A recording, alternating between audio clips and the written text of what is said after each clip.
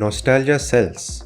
This has been proven time and again, even though we know that we are not really nostalgic for the media itself, but for the time in our lives that they remind us of.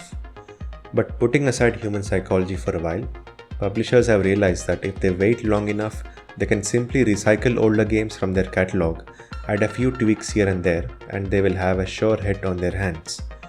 This has been seen several times with the success of various remakes, remasters, and rebooted projects. In this video, let us take a look at some successful examples and try to predict what the future will look like for these projects. But first, let me quickly differentiate between these three terms for the benefit of those who are not aware of them. We will talk about examples of each term later. A remaster is simply an improvement of an original piece of media. If a master copy is the original source, a remaster adds touches of improvement to the master copy. These improvements are mostly in terms of visual quality, but also in terms of sound and music and control schemes. In most cases, a remaster will be identical to the original with very few changes in how the game works. While technically the product is new, it more or less uses the assets from the original as a base and improves on them. A remake is a completely new product that is inspired by the original version. In a lot of cases, the remake will stick closely to the vision of the original, but the developers can choose to offer their own take by changing certain elements of the game. The remake can then end up looking and feeling totally different from the original. And finally, a reboot is basically a fresh start for an established franchise, either going in a completely new direction or going back to the beginning and trying something new this time around. Like a remake, a reboot is a completely new product with everything being built from the start and only the name of the game being the same as the original. Before going into the examples for each of these, I want to talk a bit about whether there is any good that comes out of these projects. I mean, it is good for the publishers because they are good for the balance sheets. But does the audience constantly need to be reminded of older games when they could instead be playing something new? And what about the resources required to bring these projects to life? There's a lot of time and money invested into these projects, and that takes away resources from original projects that could potentially take the medium forward.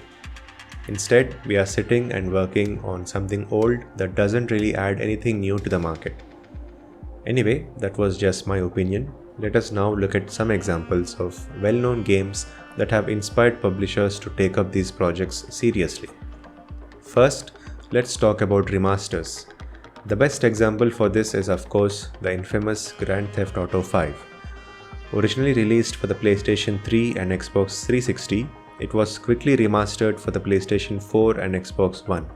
And it was this version that went on to establish the game as a true powerhouse in the market.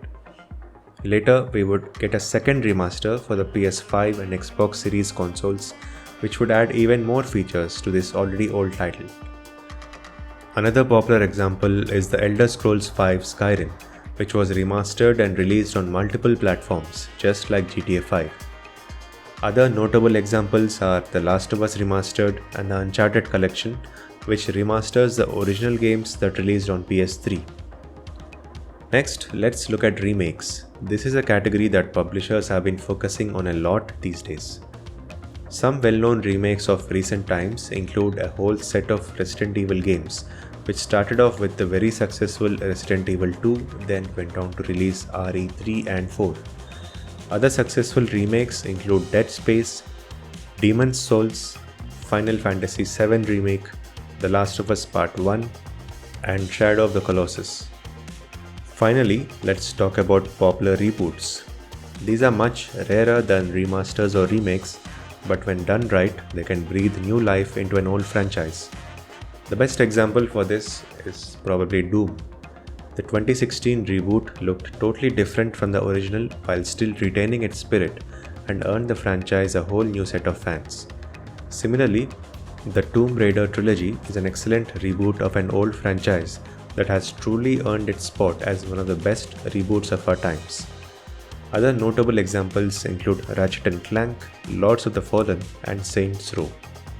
This trend of releasing remasters, remakes, and reboots is still in full swing, and we will see quite a few of them in the near future, including Mario vs. Donkey Kong, Persona 3 Reload, Brothers: A Tale of Two Sons, Metal Gear Solid Delta Snake Eater, Max Payne 1 and 2, Prince of Persia: The Sands of Time, and well, the list goes on. I'm not a fan of the idea of having too many remasters and remakes, but who decides how much is too many?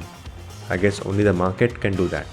So until we see sales numbers for these projects go down, these projects will fight for space in the market alongside the thousands of new games coming out each year. Thanks for watching and see you in the next episode.